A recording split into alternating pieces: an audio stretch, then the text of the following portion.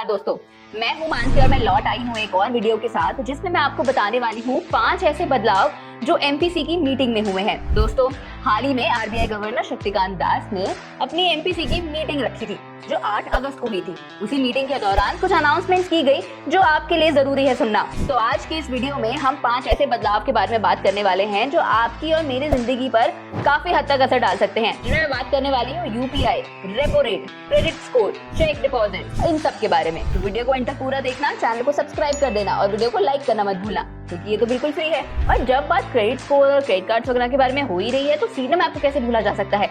ये एक ऐसा प्लेटफॉर्म है जहां पर आप अपनी फाइनेंशियल नीड्स और फाइनेंशियल इन्फॉर्मेशन के बारे में सारी बातें जान सकते हैं, वो भी एक्सपर्ट नॉलेज के साथ। इस ऐप पर ना आपको बहुत सारे फाइनेंशियल कोर्सेज भी मिल जाएंगे। जैसे अगर आपको स्टॉक मार्केट के बारे में सीखना है तो वो भी इस ऐप के थ्रू सीख सकते हैं। म्यूचुअल फंड के बारे में जानना है तो वहाँ पर एक कोर्स ऐसा मौजूद है जिसके ऊपर आप म्यूचुअल फंड में कैसे इन्वेस्ट करें ये भी सीख सकते हैं।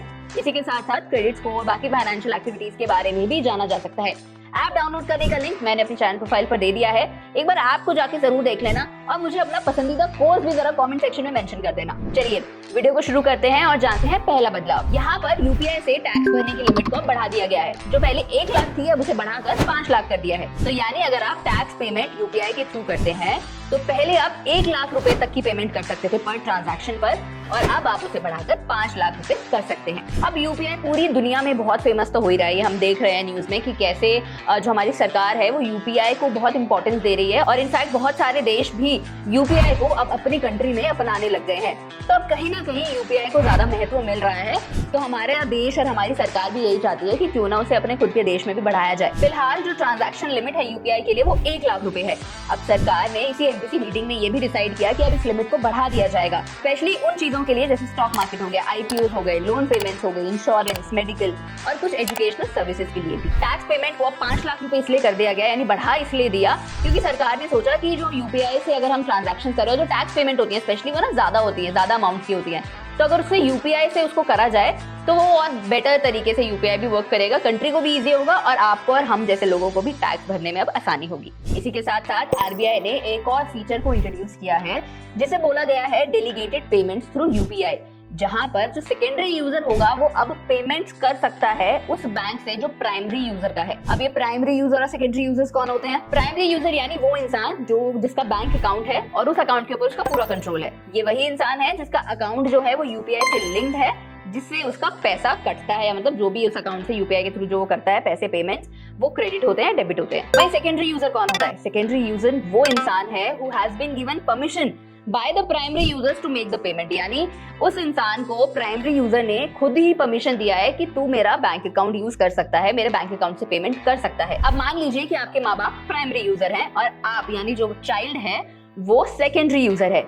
तो माँ बाप का अकाउंट है लेकिन माँ बाप ने आपको परमिशन दी हुई है कि आप मेरे अकाउंट से यूपीआई की ट्रांजैक्शंस कर सकते हैं, तो आप उस केस में सेकेंडरी यूजर हो गए। अब पैसा जो होगा वो माँ बाप के अकाउंट से ही कटेगा, चाहे कोई भी किसी ने भी उस चीज से ट्रांजैक्शन की हो, क्योंकि माँ बाप ने आपको परमिशन दी हुई है अपना बैंक अकाउंट यूज करने के लिए।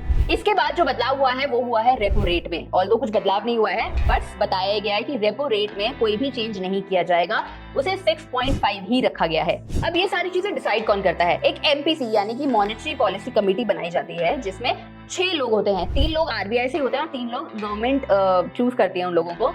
वो 6 लोग मिलकर डिसाइड करते हैं कि क्या चेंज होने वाला है, क्या चेंज नहीं होगा। जो भी एक मेजॉरिटी वाला डिसीजन आता है वो माना जाता है और अगर इक्वल वोटिंग हो जाए तो आरबीआई के गवर्नर के डिसीजन को फाइनल डिसीजन माना जाता है। एमपीसी की मीटिंग जो है वो हर 2 महीने में रखी जाती है। पहले जून में हुई थी, अब अगस्त में हुई और आने वाले अक्टूबर महीने में होने वाली है। अब इसी मीटिंग में बोला गया कि रेपो रेट में कोई बदलाव नहीं होगा, लेकिन ये रेपो रेट आखिर होता क्या है? रेपो रेट वो रेट होता है जिस रेट से जो आरबीआई है वो बाकी बैंक्स को लेंड करती है, यानी बाकी बैंक्स को उधार पे कुछ देती है, इंटरेस्ट एक रेट में होता है उसमें, उस इंटरेस्ट रेट पे वो बाकी बैंक्स को लोन देती है।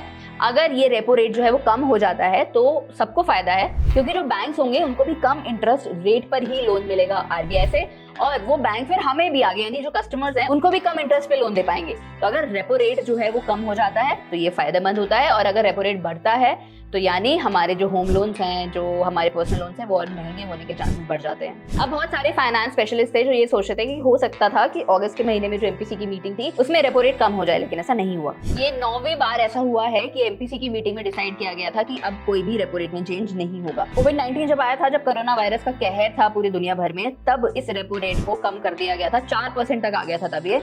लेकिन जब जैसे ही रेपो रेट कम किया गया वैसे ही महंगाई बढ़ने लगी, इन्फ्लेशन बढ़ गया। फिर बढ़ते के कारण 2022 में इस रेपो रेट को 6.5% पर कर दिया गया।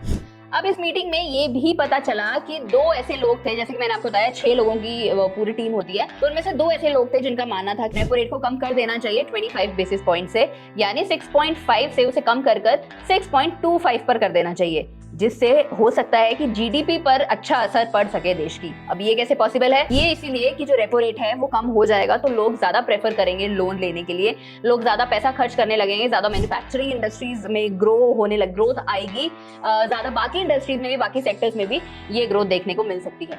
लेकिन भारत जैसे देश के लिए हमेशा से ही इन्फ्लेशन बहुत बड़ा चैलेंज रहा है, तो उसे कंट्रोल करना भी काफी जरूरी हो जाता है। इसलिए आरबीआई ने अभी तक इस 6.5% को नहीं छुआ है। और अगर अब मैं जीडीपी ग्रोथ की बात कर ही रही हूँ, तो आरबीआई ने एक्सपेक्ट किया है कि 7.2% तक का जीडीपी रेट रहेगा 2024-2025 में। हालांकि ऐसे बहुत सारे लोग हैं जो अभी भी सोच रहे हैं कि दिसंबर तक शायद रेपो रेट को कम किया जा सकता है। अब यहाँ पर बात वही आ जाती है कि अगर मानसून के सीजन में अच्छी फसल उगी, अच्छा फेवरेबल मानसून रहा लोगों के लिए, लोगों की खेती बाड़ी पर ज्यादा असर नहीं पड़ा है, अच्छी खेती हुई है, उनकी अच्छा हार्वेस्ट निकला है, तो ये चीज फूड इन्फ्लेशन को काफी हद तक कंट्रोल कर सकती है, जो फिलहाल देश में काफी बढ़ी हुई है।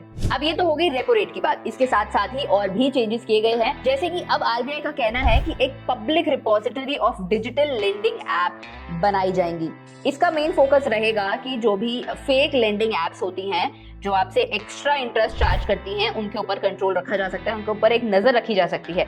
इसका मतलब ये है कि ऐसी बहुत सारी एप्स हैं जिनके थ्रू ना आप लोन ले सकते हैं, अपनी ईएमआई बंधवा सकते हैं, उसमें हर महीने का मुझे इतना पैसा देना है। लेकिन वो फेक एप्स इसलिए बन जाती हैं क्योंकि वो आपसे ज्यादा इंटरेस्ट चार्ज करने लग जाती हैं। और बहुत बारी ऐसा होता है कि हम जितना हमारा प्रिंसिपल अमाउंट होता है उससे ज्यादा ही हमें ईएमआई पे कर करके, अब मान लीजिए कि आपका प्रिंसिपल अमाउंट जो है वो 15,000 का है, लेकिन ईएमआई और इंटरेस्ट इतना वो चार्ज करते हैं आपसे कि वो आपका 15,000 का 30,000 पहुंच जाता है, तो उसका कोई फायदा नहीं है। इनफैक्ट और यही सारे स्केड्यूल देखते हुए ना अब बहुत सारी फेक एप्स आने लगी हैं जो आपसे पैसे तो ले लेंगे, आपको लोन प्रोवाइड करवा देंगी, लेकिन आपसे इतना इंटरेस्ट चार्ज करेंगी कि बस हालत टाइट हो जाए। तो ऐसे जो फेक नकली प्लेटफॉर्म्स हैं उनसे बचने के लिए, ताकि आप जैसे और मेरे जैसे लोग जो हैं वो इस प्लेटफॉर्म से, इस फेकनेस, फ्रॉड, स्कैम से बच पाए, इसलिए आरबीआई एक ऐसा प्लेटफॉर्म बनाने वाली है जिनके थ्रू हम इन सारी फेक एप्स के ऊपर नजर रख सकते हैं। चौथे नंबर पर जो बदलाव हुआ है उसमें एमपीसी की मीटिंग में ये डिसाइड किया गया है कि अब जो आपका क्रेडिट स्कोर अपडेट होगा वो आपको जल्दी मिला करेगा। पहले आपका क्रेडिट स्कोर हर महीने अपडेट किया जाता था, अब वही हर फोर्टनाइट किया जाएगा, यानी हर 15 दिन में। अब इससे ये फायदे हो सकते हैं कि आपको फ्रीक्वेंट अपडेट्स मिलते रहेंगे, यानी कि अगर आपके सिबिल स्कोर में या फिर क्रेडिट कार्ड में कोई भी नया अपडेट आया तो आपको जल्द से जल्द मिल जाएगा। इसके साथ साथ लेंडर्स को भी फायदा हो सकता है क्योंकि इससे उन्हें जल्दी पता चलेगा किसी भी इंसान की क्रेडिट वर्दीनेस, यानी वो लोन चुकाने में कितना क्रेडिट रखता है, अपना कितना वर्थ है उसकी, वो भी इससे काफी हद तक पता चल सकता है। अब बोरोवर्स को इससे क्या फायदा मिलेगा, यानी कि जो उधार चाहते हैं उन लोगों को इससे ये फायदा होगा कि एक तो उनके लोन का जो अप्रूवल है वो जल्दी हो जाया करेगा और उनको बेटर इंटरेस्ट रेट्स मिल पाएंगे लेंडर्स के थ्रू। अब ये कनेक्टेड है। अब जैसे कि जो लेंडर है उसको भी पता चलेगा कि भाई सामने वाला मुझे मेरे पैसे चुका सकता है कि नहीं चुका सकता। जितना तेजी में उसको पता चलेगा उतनी तेजी में वो सामने वाले को लोन भी प्रोवाइड कर सकता है। And same goes with the borrowers. जो बोरोवर्स होंगे जिनको उधार चाहिए है वो भी जल्दी लोन ले पाएंगे और कम इंटरेस्ट पे ले पाएंगे। पांचवा बदलाव जो हुआ है वो ये है कि जो चेक क्लियरिंग सिस्टम है उसको भी काफी हद तक इम्प्रूव कर दिया गया है। अब एक ही दिन में चेक क्लियर होने के चांसेस रहेंगे। तो इस सिस्टम के चलते जब भी आप चेक डिपॉजिट करेंगे उसी कुछ घंटों में आपके अकाउंट में पैसे आ जाएंगे, जहां फिलहाल करंटली 2 दिन लगते थे। अब बदलाव तो हो गए, अब देखना ये है कि ये बदलाव किस हद तक और कितने टाइम में आपकी और मेरी जिंदगी में असल बदलाव ला सकते हैं। मैं उम्मीद करती हूँ कि आपको ये वीडियो समझ में आई होगी, और अगर आप में से ऐसा कोई भी है जिसको कोई डाउट आता है इस वीडियो में या कुछ चीज समझ नहीं आई है तो आप मेरे को कमेंट सेक्शन में बता सकते हैं। और मुझे कमेंट सेक्शन में जरा ये भी बता देना कि आप में से कितने लोग हैं जो सोचते हैं कि इस चेंज से ये फायदा मिल सकता है। चलिए, मैं मानसी मिलती हूँ आपसे अगली वीडियो में।